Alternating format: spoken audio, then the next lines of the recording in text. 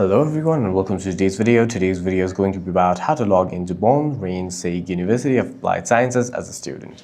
For that, the first thing that you'll have to do is open up Google Chrome or a browser of your choice, and then in the search bar simply type in HBRS, that is HBRS, MIA, and then hit go or enter on your keyboard,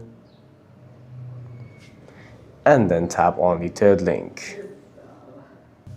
Scroll down and then tap on register yourself here in MIA. You must enter the information that is given to you by a college or university and then hit activate to activate your account.